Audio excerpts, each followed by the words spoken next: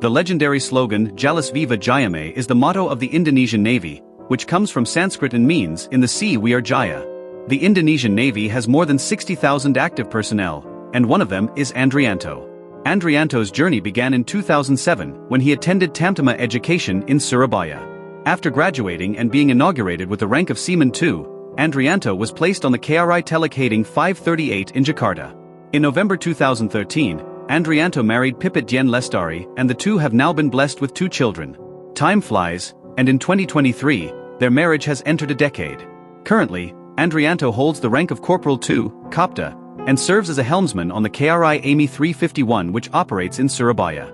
Together with Pipit, Andrianto lives in the Navy flat in Semampur, Surabaya, while their children are more often at Pipit's parents' house in Wonokromo. In her daily life, Pipit is busy taking the children to and from school, while running a small business selling frozen snacks. Although their marriage was initially fine, life continues to present various challenges that they face together. However, as time goes by, the love between Kopdar Andrianto and Pipit is no longer the same. Their relationship is broken, and now it seems that all of Kopdar Andrianto's attention is focused on another figure, Sis Lis. This affair did not escape Pipit's attention. In 2022, Pipit smelled something strange and immediately gave a stern warning, both to her husband and to Sis Lis. Unfortunately, the warning was ignored. The couple who were in love became even more daring in carrying out their illicit relationship in secret. It peaked in March 2023, when Pipit was visiting her in-laws in Solo. Pipit, who was suspicious, checked her husband's cell phone secretly, and was shocked when she found a pornographic video between Andrianto and Sis Lis. She then showed the video to her sister. Pipit's anger peaked, and once again she warned the two to stop the illicit relationship. However, instead of ending it, Kopdar Andrianto and Sis Lis became even angrier. Their increasingly passionate romance turned into hatred for Pipit. They both began to plan a darker and more vicious way to get rid of Pipit, poisoning her. On the afternoon of Thursday, April 13, 2023, Andrianto ordered rat poison via COD. The poison was delivered to Sis Lis's shop, and he paid for it for approximately 20,000 Indonesian rupiah. An evil plan had been drawn up, without any mercy. The next day, Friday, April 14, early in the morning, Sis Lis handed the poison to her lover, Kopdar Andrianto. Without hesitation, Andrianto accepted it and even returned the purchase price of 2,000 Indonesian rupiah to Sis Lis. Secretly, Andrianto sprinkled the poison on the food in his flat, hoping that Pipit, his wife, would eat it. However, luck was not on his side. Pipit did not touch the food. Not giving up, Andrianto bought more poison. This time, he put it in an Antangen package. The unsuspecting Pipit drank the Antangen, but immediately vomited it because it tasted strange. The murder plot failed for the second time. A few weeks later, on Thursday, April 27, a seemingly ordinary moment turned into one filled with darkness. Pipit sat leaning next to Andrianto, with her hair loose on her husband's chest. However, Andrianto felt disturbed. "Your hair is ticklish," he said in a sharp tone. Pipit, who was offended, replied, "You don't tickle your lover, but I do." That statement sparked an argument. Andrianto's anger peaked. He strangled Pipit and then hit her with a wooden club. Pipit tried to fight back, but Andrianto was stronger. In an instant, he strangled his wife's neck with a drill cable, pulling it with all his might until Pipit was no longer breathing. After being satisfied with his actions, Andrianto stood up. He took a shower and changed clothes, while time continued to pass, with the night getting late. Now, one big question arose in his mind: what should he do with Pipit's body? Without thinking, he contacted Sis Lis. "Pipit is dead," he said briefly over the phone. "Not taken to the hospital?" asked Sis Lis. "Well, that's impossible, it's the same as me committing suicide," he answered calmly. Andrianto asked for help from Sis Lis to move Pipit's body, because he was unable to do it alone. Pipit's body was too heavy for him alone. Their cruel plan continued. However, Sis Lis refused Kopdar Andrianto's request to help move Pipit's body. Kopdar was confused, thinking hard to find another way. Finally, he decided to throw away Pipit's motorbike first, in the hope that people would not be suspicious when he later admitted that Pipit left the flat with the motorbike after they had an argument.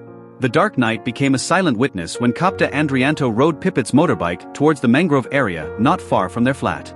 When he arrived there, he pushed the motorbike until it overturned into the mud. After that, Andrianto got down into the mud, removed the motorbike's license plate and threw it far away, then pushed the motorbike deeper into the mud so that it could not be seen. After his action was finished, he walked back to the flat, feeling a little relieved, but still haunted by his wife's body that had not been moved. When he arrived at the flat, Kopdar Andrianto continued his plan. He took leggings, a headscarf and a mask, then put them all on Pipit's body. Time continued to pass, and before he knew it, it was already 11 p.m. He contacted Sis Lis again, this time more desperately. "Mbak, I can't do this, her body is stiff, I need you to help me move her," he said urgently. Sis Lis, who initially refused, finally asked, "Hey, where is the body?" "Still in the flat, I've dressed her," replied Andrianto, continuing to beg Sis Lis to come help him. After being pressed, Sis Lis finally gave in. "Okay, I'll go there. But what, I don't have a vehicle." Without thinking twice, Corporal Andrianto took his Daihatsu Sigra car and headed to Sis Lis's shop to pick her up, ready to continue their dark action. Kopdar Andrianto did not forget to bring a jerry can, because after picking up Sis Lis, he planned to buy gasoline. Together they headed to the flat, but before that, they stopped for a moment next to an inn. There in the car, Kopdar and Sis Lis were lost in their dark desires, having sex even though the clock was already showing 11:40 p.m. After finishing, Andrianto went out to buy retail gasoline, which he put into a jerry can. At 12:30, they arrived back at the flat. Kopdar Andrianto immediately got out of the car, while Sis Lis remained waiting inside. Inside the flat, Andrianto tried again to lift Pipit's body by himself, trying to carry it on his back, but failed. Pipit's body was too heavy and stiff. Frustrated, Andrianto went back to see Sis Lis. "I've tried to lift it, but I can't do it alone," he said in a desperate tone. Sis Lis looked doubtful. "Is it safe?" "Relax, it's safe. It's quiet," Andrianto answered reassuringly. Finally, they both rushed into the flat. Although Andrianto failed again to lift Pipit alone, with the help of Sis Lis, they finally managed to put Pipit's body into the car. On the way, they stopped for a moment at a mini-market to buy food and drinks because they were hungry and thirsty. However, the next big question arose. Where were they going to dump Pipit's body? Corporal Andrianto opened Google Maps and searched for the nearest forest around Surabaya as a place to dump his wife's body. Corporal Andrianto followed Google Maps directions, but still couldn't find the right place to dump Pipit's body.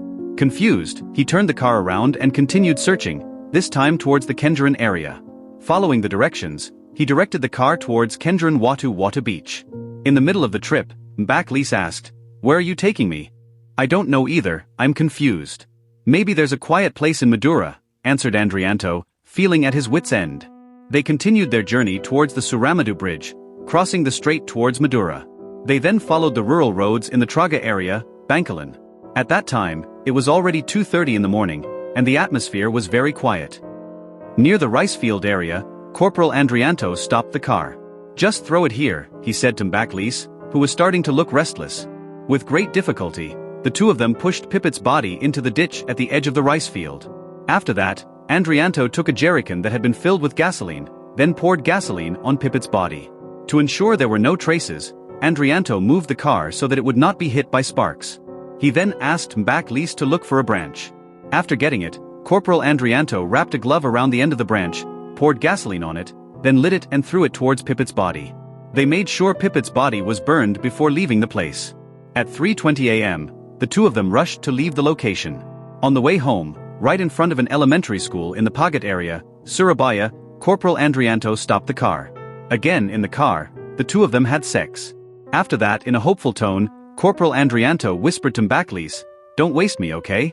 After finishing, Corporal Andrianto and Sis Lis hugged tightly, as if sealing their dark commitment. After that moment, Corporal Andrianto took Sis Lis home to her shop on Jalan Pagat Baru, Surabaya. Meanwhile, Andrianto returned to their flat. Upon arriving at the flat, he immediately cleaned all the remaining bloodstains on the floor and walls. After making sure everything was clean, he took a shower, changed into his TNIAL uniform, and prepared to go about his day as if nothing had happened. At 6:10 a.m., Andrianto left for work to the KRI Amy 351, which was at that time anchored at the Semampur Timur pier. Upon arriving at the pier, he parked his car and carefully took a jerrycan that still contained a little gasoline from inside the car. He then hid the jerrycan in a fire hydrant box on the pier. Meanwhile, a Hita bag belonging to Pipit, containing her wallet, was stored by Andrianto in a cable storage area at the pier, part of his cunning plan to cover his tracks. Not stopping there, Andrianto continued his act by acting. He contacted Sriani, his mother-in-law, and asked, "Ma'am, is Pipit there?" "No," Sriani answered in a confused tone. "We had a fight last night, then Pipit left." "He didn't bring a bag," Andrianto continued in a tone of pretend worry. "Didn't bring a bag?" Sriani asked. No, just a sling bag. I was tired all night looking for Pipit. Maybe he's at his sister's house, ma'am, Andrianto answered, as if he was really looking for Pipit. Hearing her son-in-law's explanation, Sriani immediately felt anxious. She immediately contacted Seption, Pipit's brother, to find out where his brother was. However, Seption was also confused and said that he didn't know where his brother was. Worry increasingly enveloped the family, while Andrianto continued his cruel act without anyone suspecting him. At 7:15 a.m., residents of Alungalung village, Traga, Bangkalan, were shocked by the discovery of a woman's body with part of her body burned in a rice field. The police immediately arrived at the scene of the incident, TKP, and conducted an examination. They took fingerprints from the body and matched them with the population database. The results revealed a shocking identity. The fingerprints belonged to Pipit Dien Lestari, a woman in her 30s who lives in Rongo Warsado Tenga, Wanakromo, Surabaya. The police immediately went to the address, which turned out to be Pipit's parents' house, to deliver the bad news that shook the family. When investigating further, Pipit's family revealed that Pipit and her husband, Kopdar Andrianto, had been in a disharmonious marriage, especially because Andrianto was having an affair. Suspicion immediately turned to her husband. When the authorities interrogated Kopdar Andrianto, pressure after pressure made the man finally admit to killing his wife, Pipit. However, he tried to defend himself by saying that the murder occurred because of a heated argument. According to his confession, Pipit attacked him first with a knife, and he only fought back in self-defense, which then resulted in Pipit's death. Andrianto admitted that there were often quarrels in their household, not only because of financial problems, but also because he felt often restrained by Pipit, and because of his affair with Mbaklis. In his confession, Kopdar Andrianto also revealed that after killing Pipit, he disposed of his wife's body with the help of Mbaklis, the woman he was having an affair with. The trial of Pipit's murder case was held in two different courts. Kopdar Andrianto was tried in the Surabaya military court, while Mbakai as a civilian was tried in the Surabaya district court. Kopdar Lis was proven guilty of attempted premeditated murder with poison and helped dispose of the body. She was sentenced to 10 years in prison. Kopdar Andrianto was proven to have committed murder but not premeditated murder. He was sentenced to 15 years in prison and dismissed from military service. Kopdar Andrianto's two children and Pipit, aged 7 and 3.5 years old, were raised by Pipit's parents. Who is Mbaklis really? Mbaklis alias Listiani Augustina, aged 48, is Kopdar Andrianto and Pipit's neighbor in the Navy flat. Mbaklis is the wife of a Koptu or Corporal 1. Why did Kopdar and Mbaklis have sex twice in the car after killing Kopdar and Mbaklis? Kopdar's provider said he did it to calm himself down, who was restless after killing them. It is said that when he died, Pipit was pregnant with Kopdar's third child. That's all my story. See you in the next story.